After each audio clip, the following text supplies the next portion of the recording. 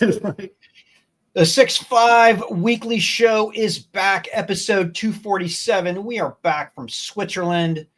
Everybody is forgotten about Stargate, and we are ready to roll. Daniel, it's great to see you. It's been at least, 16, 17 hours since I saw you at the Oracle event.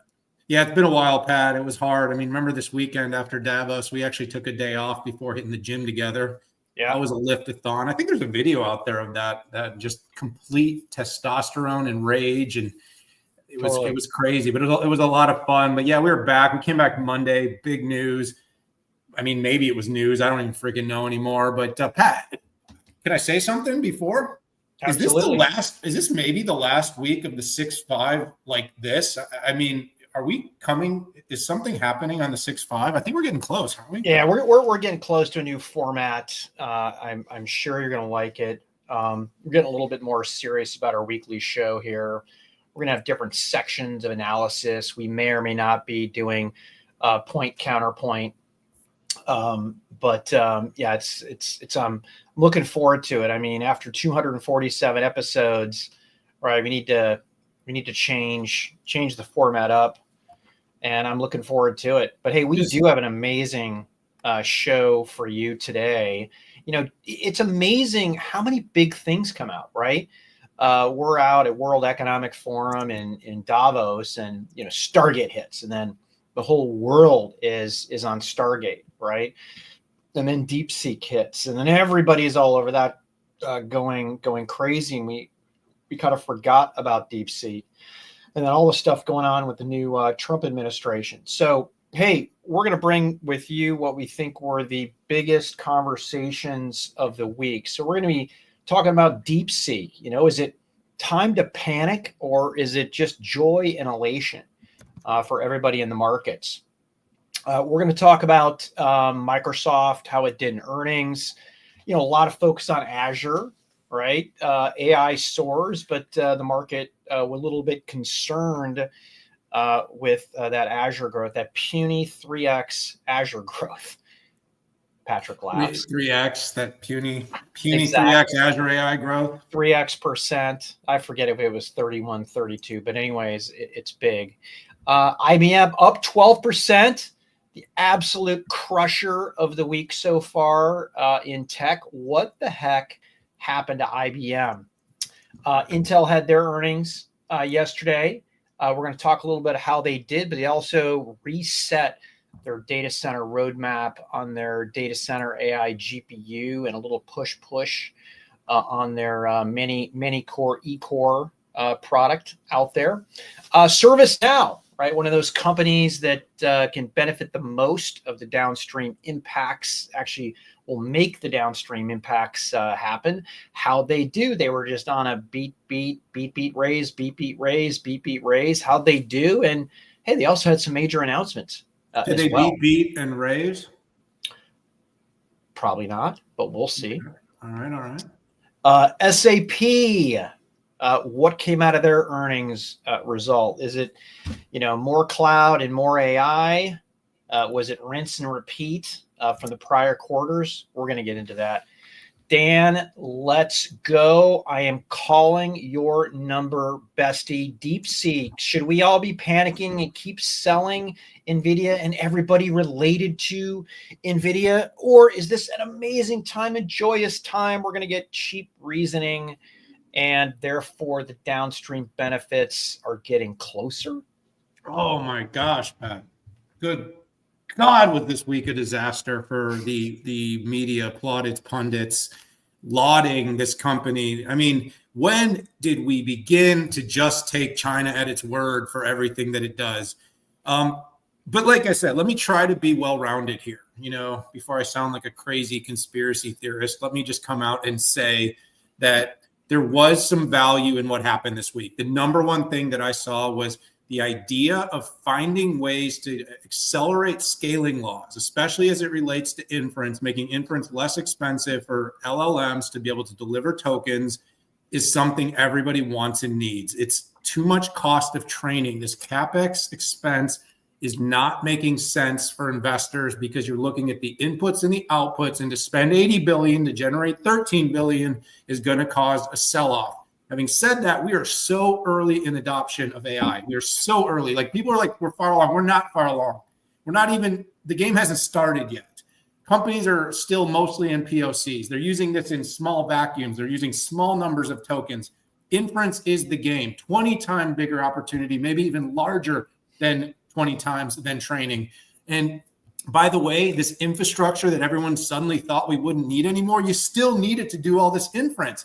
And here's the difference is when you're running agentic AI for an enterprise with 30,000 people that's going to have 3 million agents working concurrently across 20 different systems, you're going to have enterprises creating trillions of tokens per day. So even if those tokens are, fractions of pennies or pennies, we're going to need to go faster with more powerful infrastructure that scales better, that is able to handle the concurrent requests. And therefore, the idea that we need to slow down is wrong. We saw Satya, people like you, me, all talking about Jevons paradox. The thing is if we can get more efficient in our training and more efficient in our model development and more efficient in inferencing, we will actually see the adoption of AI accelerate. The way I look at it, Pat, is really simple. Okay, very, very simple. More efficient models means better quality models. It means more innovation, better quality models, and better quality models means faster adoption. Faster adoption means massive scale of AI, which means revenue. And the big thing with AI is it's been too concentrated so far. Only a few companies are really able to meaningfully show growth, revenue, and profits because of AI. So as we scale inference, bring it out to the software companies, service providers, and ultimately to the industries, Pat, we get actual economic efficiencies, growth, and profits that go into retail, goes into pharmaceuticals, goes into, transportation industries, goes into manufacturing. That's where we want to get to. So that was the good part. Everybody agrees we want that. The bad part is they had like $1 billion of chips, and they told us it was $6 million. This was literally, we took $1 trillion out of the economy. Okay, $1 trillion+ out of the economy. It was the best short in history, better than the housing shorts, the Big Short. It was better than anything Hindenburg did in its entire existence in one trade. Now, the only question that I'm going to leave you with here, Pat, because we could talk about this one all day, is that I am really hoping that somebody actually follows the money here. What happened here? Because remember, DeepSeek was like a hedge fund that actually put this thing together. So whether this is true or not, if there's a conspiracy or not, like imagine actually building this product, writing that paper, and then putting a short right before you actually put this out and then creating this massive economic boon. Not saying it's true. I'm just saying that like a lot of things that people thought were crazy and movie-like over the last few years have turned out to be kind of true. So call me crazy. I'll take the role. But Pat, this was mostly BS with a little sprinkling of enthusiasm about the future of accelerating AI and scaling laws. So Dan, that was a great breakdown. You hit pretty much everything. Let me try to just fill in the gaps. Maybe good. So there's 3 things you have to do when it comes to AI. There's pre-training, there's training, and then there's inference. And what you have is innovations at every step of the game. And we've seen this with Llama. We've seen this with OpenAI. We have seen this with Gemini, or we have seen the API cost and access plummet over time. And I think the thing that made this special and pronounced was 2 things. First of all, it was right on the heels of a $500 billion Stargate announcement for AI infrastructure. And secondly, it came out of China. Okay. And I would say there's probably a third thing is that typically these cost reductions and these innovations that were coming out of China might be, multiple months, but reasoning is relatively new. It wasn't right on top of the reasoning models from the other companies. It was behind, but it just wasn't as behind. So that got everybody excited about this. But there were at least 10 unique innovations across that workflow that DeepSeek implemented that others didn't. They found ways to train and infer on a smaller data set. They found ways to get closer to the metal when it came to some of these processes. So it did make a lot of sense. Now, technically, right, that 6 whatever million dollars took a GPU cost per hour across tokens across one area of this. And I don't know if these folks, wantonly did this or not. I don't think it matters. But I thought that the impact was good and the conversation was good. I don't hold any of these stocks, so I'm not crying in my cereal here. But I did think that net this is good, right? The only way the train keeps going is if the downstream impacts are realized by consumers, businesses, and governments. And it's up to companies like Microsoft, SAP, ServiceNow, Adobe, right? The entire app stacks to make that happen. Obviously, Microsoft, Google Cloud, folks like that. So is it panic or joy? Yeah, there was panic. There doesn't seem to be a whole lot of joy, but I think there should be. I think this is a good thing and it shows innovation.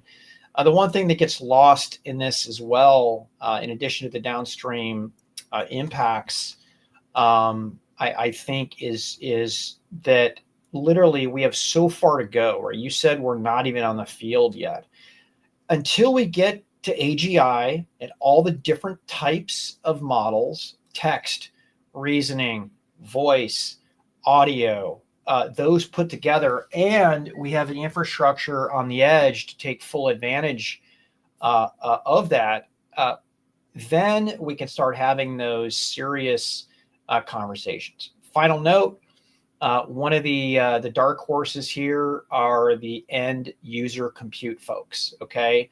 And that's the PCs and it's the smartphone and obviously IoT and cars. But if you look at the Intels, the Qualcomms, the AMDs, the Dells, the HPs, the Lenovos, and the Apples, and the Samsungs, at some point, if you can run what used to be a teeny tiny little model, but get the impact from what used to be a gigantic model, I mean, there are already people running DeepSeek R1 I've seen on AMD, Qualcomm, and Intel Silicon. And Microsoft made an announcement, I think yesterday or the day before, that they were going to integrate DeepSeek into their developer platform for Windows PCs and Copilot Plus PCs. So I'm excited. It's a time of joy, but I didn't lose $10 million.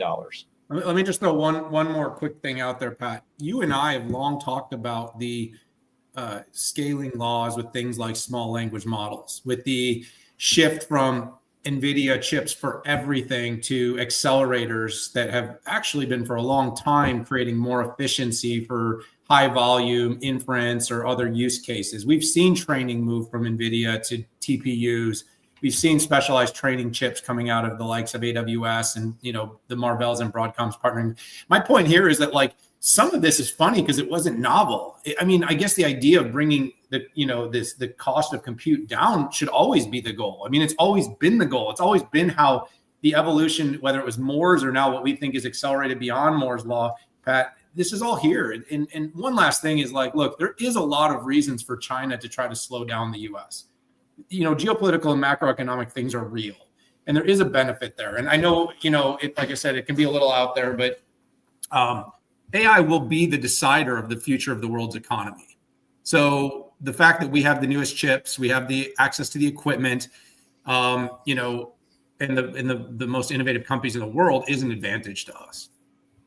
Agreed. All right, I said it all. All right. Let's. This is the topic we would probably spend the most time on. So let's dive in. So Microsoft had their earnings, and it was mixed, right? They banged out a a beat and a beat. But people were concerned about that measly 30% growth in Azure, which I just find a bit comical. But listen, if I look down the line of how these folks did, right? I mean, up 14% on productivity and business processes, and I look across the line. Office, commercial, consumer, LinkedIn, and Dynamics up across the board. Investors were happy with Intelligent Cloud, which is a conglomeration of everything that they do in the cloud, right? That includes Azure, GitHub, Nuance, SQL Server, stuff like that. That was up 19%. I mean, think about this. This is nearly a $26 billion business. A couple points that just to put this into macro. You live by the sword and you die by the sword. And Microsoft was getting a tremendous amount of lift through the OpenAI stuff, right? And if you look at it, right, their AI lift on that entire cloud number, that was $13 billion run rate in annual revenue run rate, which is just absolutely phenomenal. But very similar to the conversation we had about the macro view of DeepSeek, I can't imagine a company that can benefit downstream more than Microsoft on this. This company is a software company. It's getting credit right now for its infrastructure, which is great, but it's a software company and it operates in multiple modalities. You want to build an application? Hey, we got you. You want to, run an application? Heck, you can still buy Office without having a subscription. Do you want enterprise SaaS through Dynamics 365? Or through the entire Microsoft 365 stack? And let's not forget GitHub. So there's a company that's going to take advantage of the downstream impacts of AI. It's going to be Microsoft. This intersection up front that you normally wouldn't expect for Microsoft related to the OpenAI surge is why people want more. Yeah. So good talking points there, Pat. And look, it was very simple. It's sold on the Azure growth number. The number wasn't as high as people wanted. I think it recovered a little bit when people started to digest the AI number, the acceleration of the number. The sort of calculus that's being done by most people is the 60, 80, plus $1 billion that's being spent on AI, and knowing that you've got a kind of a fairly short shelf life on the Hopper, Blackwell, although I think there's a lot of debate on that, by the way, how much shelf life you're going to have in terms of inferencing tasks and stuff that can be done longer term. But having said that, to get to 13 billion of revenue, the nice thing for a company like Microsoft, to your point, is really inference can be built into every interaction with every piece of software across every single device. And when you start to look at the size of the install base, you can't really look at Microsoft much differently than you look at Apple. And people love to look at Apple for, I know it's a bit more of a consumer brand, but like Microsoft lives inside almost every person that works in a company in any sort of role that has access and interaction with a device is using some Microsoft. It's a massive install base out there. And when you start to think about, the ability for them to scale inference and basically deliver it at a margin. So basically every time, someone clicks the button, the Copilot button, or any other AI enhanced feature, it'll cost Microsoft a penny and they'll charge $3 or whatever it is. And then you start thinking about how this works when you, make it trillions of these sort of interactions happening at a time. The math tends to work out. The problem is patience isn't really there with people.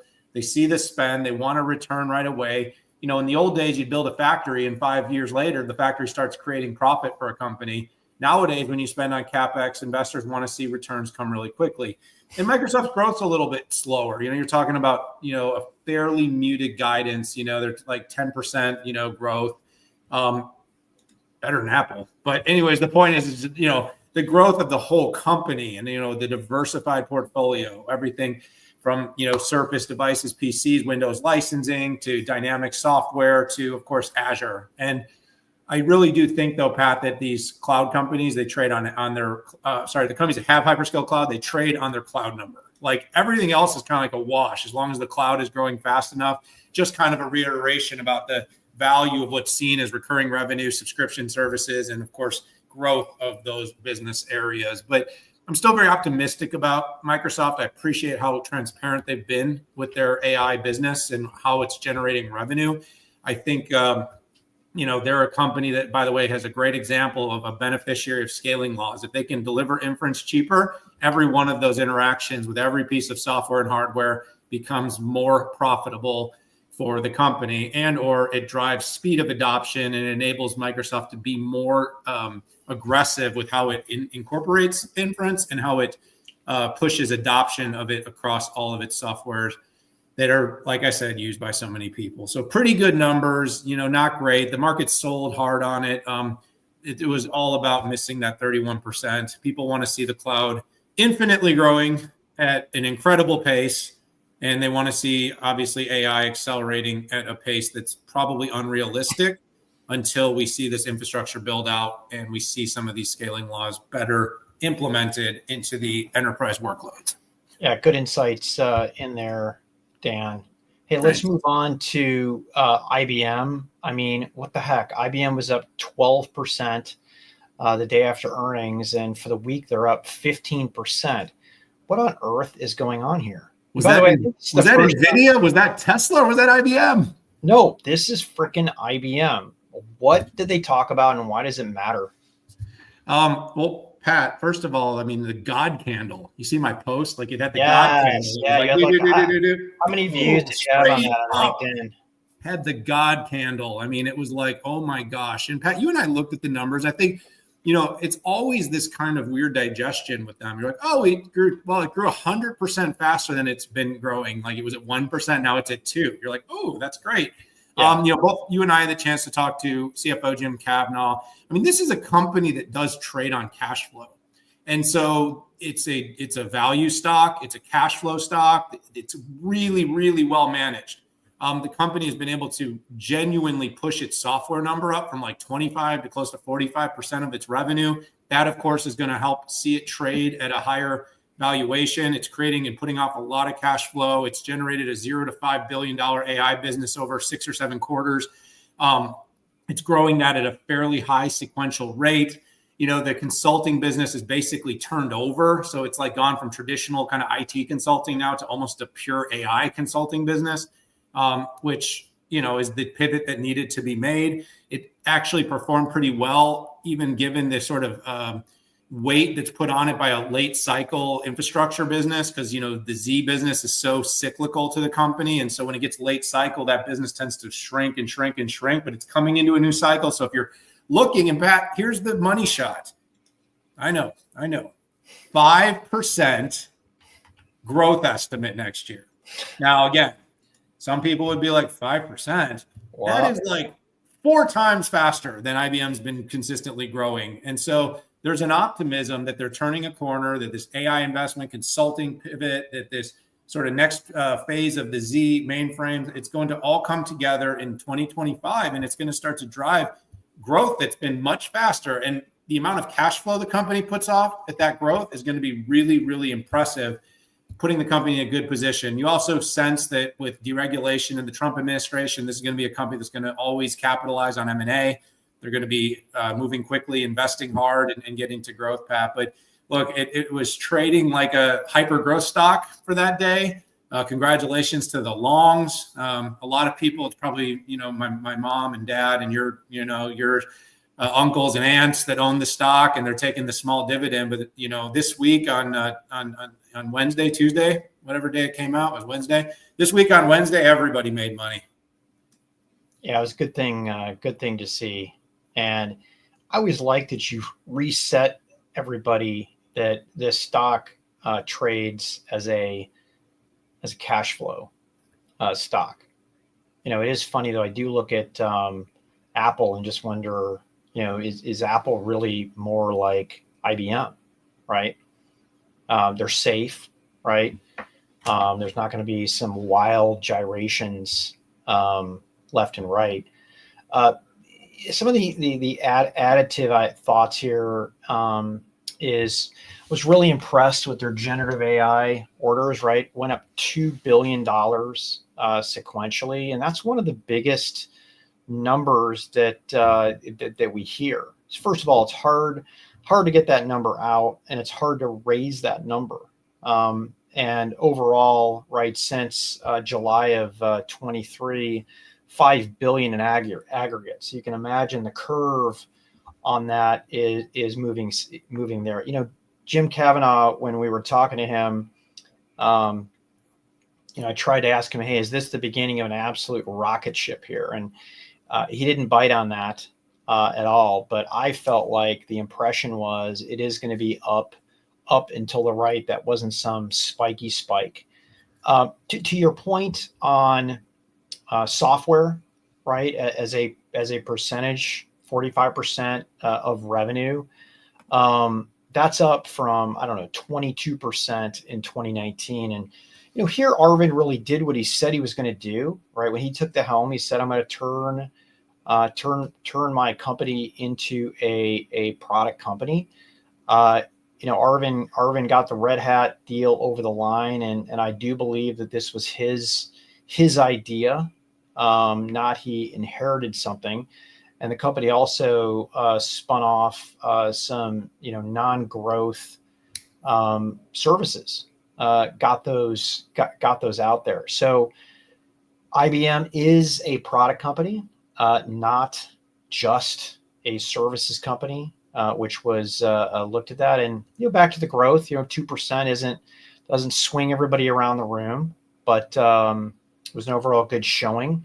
I do find it amazing there was any growth without Z, right? Z is getting super long in tooth. I think it's in the 11th quarter, and looking forward to any future announcements that they have.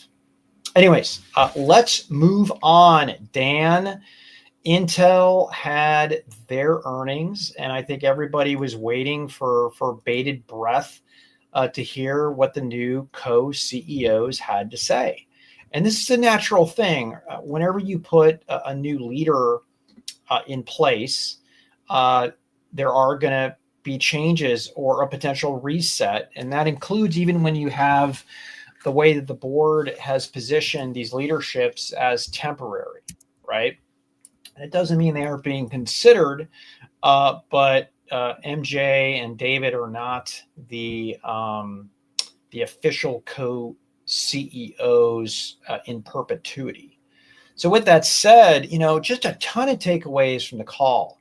Well, first of all, they had a beat and a beat. So things were related. I was really surprised after the conference call that how positive everybody was still on the stock. I thought it was going to tank after the following, which was Falcon Shores was essentially canceled, and that's their low precision data center AI GPU. You know, they did telegraph this, so maybe that incorporated, or the street just had zero expectations. Anyways, but the focus then becomes the next product, which is Jaguar Shores. And the other thing that I thought the street might react to was an on-paper push out of Clearwater Forest, which is the mini E-core that was discussed at getting out at the end of 25, but was reset to the first half of 26. So on Clearwater Forest, to me, there were no surprises. You know, through my channel checks and relationships that I have, they were telling me that it was going to be 26, not 25. And, you know, as MJ reported in, I think it may have been the Barclays or the Bank of America conference in December, this is not a great part. And I think this is the right thing to do, right? This is the time where you reset your roadmaps, you reset everybody's expectation, and you really set the tone for what the future holds.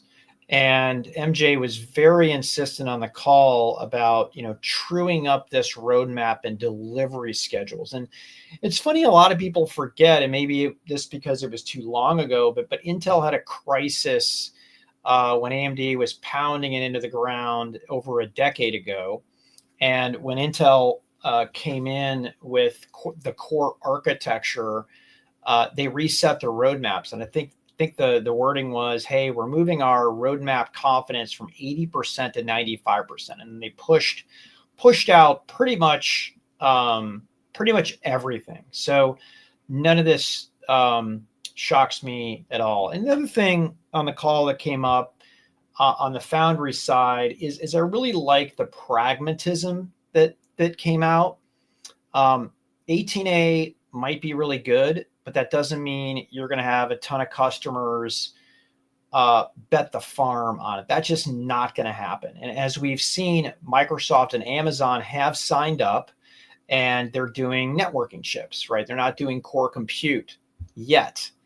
And what Dave Zisner, talked about on the call was, hey, you got to have this trust in. And I think it was one of the first times I had heard that type of pragmatism, and I thought it worked. I do wish that Dave would have reported, or MJ, the exact state of 18A with yield numbers, or making a comparison to prior nodes, or maybe even in comparison to what TSMC is talking about too.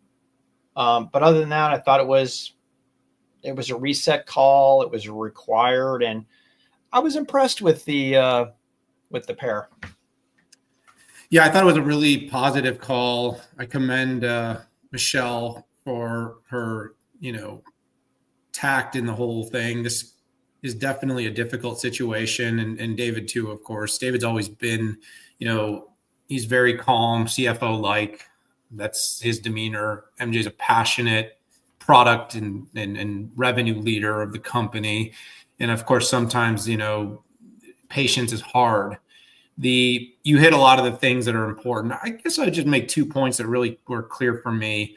One is like all the basically the value of this company's already been soaked out of the market. Like there's not a lot of downside left. The thing trades at close to book value. So like people basically here, if you actually, to see it meaningfully go down from here, you actually have to believe it's realistic the company is going to go bankrupt.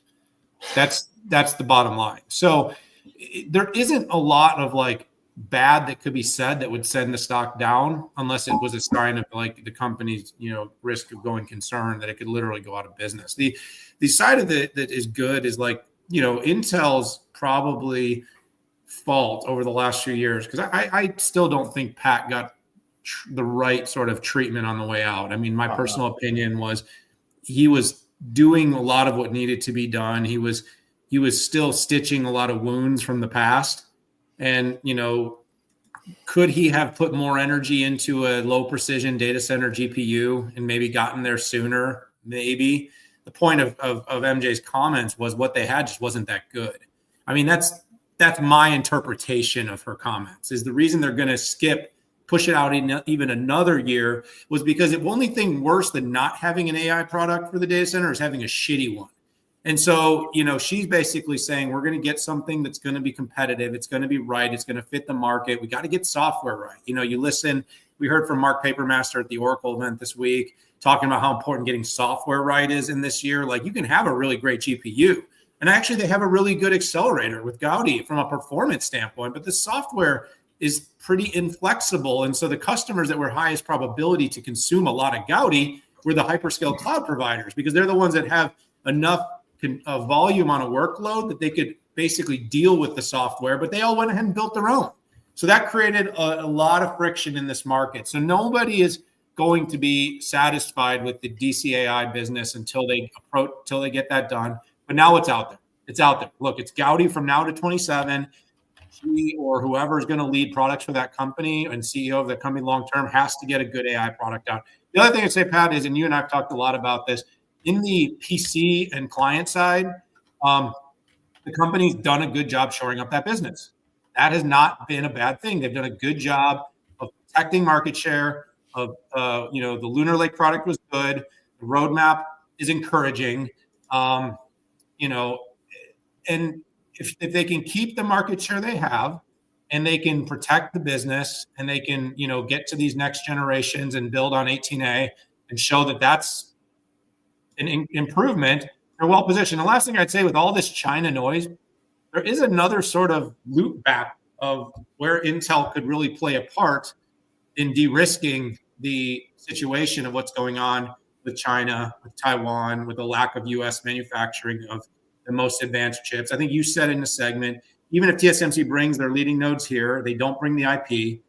And, if the U.S. wants to make sure it's got that resilience, Intel is kind of, all roads still kind of lead to Intel at this point. And so however they can get that done, that would be a huge benefit. One final comment I thought was interesting, not a lot of detail and not even questions from the peanut gallery, was there was a comment, MJ, she's got enthusiasm for building both semi-custom and custom products. And that kind of went with a thud, right? And I thought there would be a lot more questions, right? So two types of ways you can do a custom chip for somebody, right? You can do custom VIDs and FIDs, which is essentially voltage and frequency, to manage the price, performance, and power equation. And the other thing you can do is you can actually build a straight up, it's funny, it's called semi-custom, but it's really a custom chip. AMD does this a lot for Xbox and for Sony. And nobody bit on that. My thoughts go to the following, where Intel has gone to a chiplet architecture, and I'm wondering if they're going to invoke chiplets and start frickin' selling chiplets to, I don't know, AWS, to Meta, to do and do a custom processor for them. And then I'm wondering, what does that mean to AMD, and what does that potentially mean to ARM? I wish there would have been a question, but there wasn't. Maybe we'll follow up with MJ afterwards. I don't know. So here we go. Then we're ahead of schedule, buddy. We're going to get you to your big company meeting on corporate time. Meetings, my favorite Corporate thing to do. meetings. That's right. You're a big company now, Dan. ServiceNow, super interesting company. Not only do they try to improve the experience of companies like SAP and Salesforce and put a transaction model on top of that, they're also, with AI, pulling together those applications across and really becoming the AI agent transaction. How they do in earnings, and talk to me about the, 3 announcements they made on earnings day. Yeah, so there was a lot going on, Pat. First of all, just numerically speaking, good quarter, tidy quarter is how I characterized it. Bill McDermott is, a impassioned sales leader. I spoke to him before earnings. He's incredibly excited, surprisingly, about agentic AI. I don't know if we've heard anything about agentic, but the company is working on orchestration and really out of the box agents that will create incredible scale. They've got some good early customer wins. They are really trying to build this to be fast to implement, fast to deploy. And the company is moving quickly from really the back of office, the IT and systems automation and software company, to front of office with, CRM and DX. The Raptor database adoption is growing, and now they've got the agent play. That's all very, very encouraging. And in the numbers, it's encouraging, the large customers, the RPO numbers, the 21% growth number. But they didn't guide as high as people wanted, and that did lead to a sell-off. And so this is a company, I think, that at least twice last year beat and raised, then beat the raise. But in this case, the guide was more conservative. It had a little bit to do with FX. It had a little bit to do with some of what's seen as headwinds, some of what's seen as cost to build out all of this scale and agentic infrastructure. I have a feeling it was a little bit of a, hey, we've had a great run. The stock is up. Customers are happy. They're growing very quickly. Let's reset the market a little bit. I will be very surprised if they don't beat, just based on the backlog, the RPO, and the customers. This is becoming an increasingly very predictable business. So I think he could very simply figure out how to get to those numbers. I mean, the company also did a $3 billion share repurchase, just like Apple. Everybody's got to engineer a little bit, take the float down.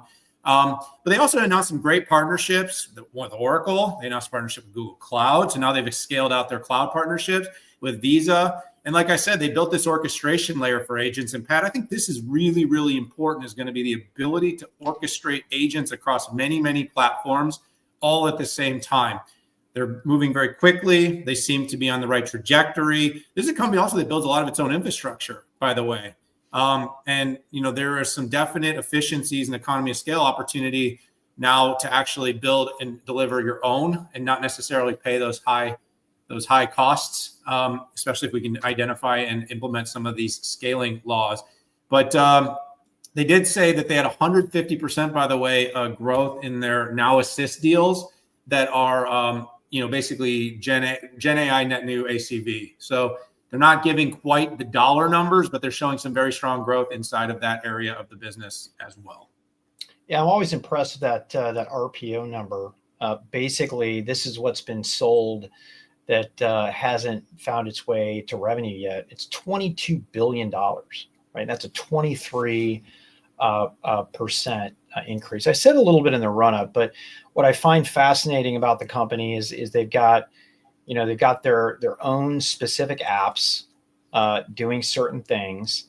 Then they can sit on top of other people's applications, like a Workday, SAP, Salesforce, and to be able to make that more transactional or improve it. My daughters work at Dell, where ServiceNow is sitting right on top of Workday for onboarding and stuff like that. And then you've got this third element, which is, okay, I've got my ERP, my SCM, I've got my CRM system, my HRM system. How do I pull the value out of all 4 or 5 of those systems? And that's where I find the most fascinating opportunity for the company. Now, to do that, data management is an issue. There isn't a CIO that I talk to that still doesn't say data management, hey, we got that covered. In fact, I met with a Fortune 50 CIO last month, and they essentially said, yeah, we think it's going to take us 5 years to get there before we can have a data plane or a data fabric that we can pick up. And I'm like, oh, do you have like 27 different SAP instances? They're like, no, we have 1. But even SAP as an example, it's so hard to get value out of that. You talked a little bit about Raptor DB, right? This is an AI optimized database, relatively new, brought out last year. They needed this capability 2 years ago. And I know it's easy to look in the rear view mirror, but I don't know if somebody was, asleep at the switch, or, they felt comfortable leveraging other companies, let's say like MongoDB, or being able to tap into Oracle to create that AI leverageable data plane. But I'm glad it's here now, and I'm glad they're talking about it a lot. I remember at their Big Ten event we attended in Las Vegas, I know a lot of us have been getting feedback on the need for this capability, and I am glad that it is here. Let's move on. The finale, the grand finale. SAP had their earnings on the week. SAP is up 1%. Didn't get a whole lot of action based on their earnings, but I like to view this as rinse and repeat, right? If I look at the past 2 or 3 quarters, it was, we crushed it on cloud. We've got all this AI goodness coming out. And I'm not saying there wasn't something new, but it was pretty darn consistent, right? Cloud was up 25% year over year. While revenue growth was up still 10% year on year is pretty darn good, Dan. Particularly when it comes to these types of software only companies. There were some people that dinged it on profitability, but there's a lot of restructuring charges going on.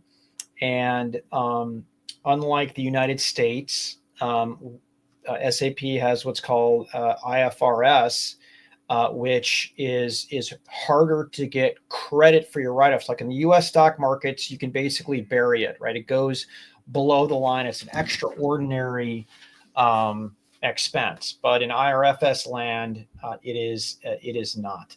One thing I've been impressed with, shockingly, not shocking. That's a bad thing to say. Was just how impressive their AI examples and use cases and customers. Like there are real customers using AI across the portfolio, and there are a lot of them. And the add-on for AI is into deep double digits when it comes to all of the major deals that go in there. Net, SAP was late to cloud, and it's making up for it in spades, given the gigantic growth numbers. I mean, 25% year-on-year growth in cloud, right? That's been very consistent. ERP suite up 33%. And I do not think that they showed up late to the party with AI, but they need to get everybody on the new base of code in order to take advantage of that. And that is their big challenge, getting them to the clean core and then initiating AI. And it's funny, I've heard so much feedback on how hard it is to access the data inside of SAP to activate, right? That's when you're doing it yourself. But it seems like they've got more and more customers every day leveraging SAP to do AI with Joule. Yeah, I mean, you covered a lot of ground, Pat. I think they're hitting the right growth in the right areas, right? Where do you want to see growth? You mean the core business is fairly well established. The risk factor of the company is the porting over from core prem-based to cloud. It's because the situation with the way SAP works is that porting does open up the door for people to migrate off of SAP. They've done a lot to invest in systems and services and like things like Rise, where they're trying to enable companies to move from, older to newer. They're going to ask people to, simplify instantiations because there's so much customization. The customization was always a bit of a lockdown for how quickly someone could move and port. And having to go to, the cloud kind of was a bit of a reset. But at the same time, that's a reset that a company like SAP needed. But at 27% cloud revenue growth in the quarter, that's good. That's almost as much as Azure growth of cloud, right? That's not a bad number. Backlog of cloud, 40% growth over the year. Great. I mean, you're talking about SAP here. We're not talking, we're not talking about exactly. You've got, the current in the quarter. You saw 29%, Pat. You saw cloud revenue for the full year grow up by 25%. These are all really encouraging numbers. I mean, this is not something to look down about. This is saying that the work Christian and his team are doing is going in the right direction. They're locking in customers. They're moving them to recurring. They're putting them into the cloud. If they can do those things effectively, they can get to AI and get to start monetizing the inference stuff I talked about throughout this entire conversation, Pat. So look, it was a good quarter. SAP is a player. They're in the space, and this migration from kind of the first network effects of infrastructure to the platform and software and services layer is a big opportunity for the company. And like I said, a company of its maturity, so look at it against the Oracles, look at it against Salesforces, look at it against IBMs, look at it against ServiceNows. It's in double-digit growth. So it's right in that sort of, it's right in the range, meaning it's not going to grow as fast as kind of a high, fast rule of 54 company like ServiceNow, but it's growing just about as fast as Salesforce. And, so just remember that. So it's in the game. It seems to be on the right trajectory. Great stuff, Daniel. Hey, great show, folks. Appreciate you tuning in. Dan, when's the next time? What's the next trip we're gonna be in the same place? Together? I don't know. Yeah. Sadly, I don't know that we have. Is it weird? Is it going to be all the way out to Mobile World before we actually go to the same place at the same time? I don't know. We need to do a. We have the whole February month apart. Is it like the saddest month ever for the Pat and Dan, variety show? I think I just recovered today from that Euro trip. Dude, I was going to bed at like 8:30 every night, and I was waking up at like 4 a.m. for like a week. So it's definitely. But I mean, man, you've got me eating better. You've got me lifting harder. I'm in a cutting phase. I'm leaning down now. Those videos are going to be out there. Pat, you're going to do the shirtless pic next week for everybody out there. Pat's going to show his six. It's coming, folks. I'm getting the courage. I'm going to wear the T-shirt, by the way, next to you. The T-shirt that has all the muscles drawn on it. I'm going to wear the T-shirt so that I can do a shirtless pic too. No, man, you're kind of getting a little lean. I mean, what's going on, Dan? I'm going to surprise some people. You trying to get skinny or something? No, man, I'm taking so much creatine that what I do is I usually make a drink in the morning and then I mix in some peanut butter and I dip it in creatine. Oh God, that video was so good. Yeah. All right, man. I'll let you send us home. Yeah. Have a good corporate meetings. Hey, thanks for tuning in, everybody. Episode 247.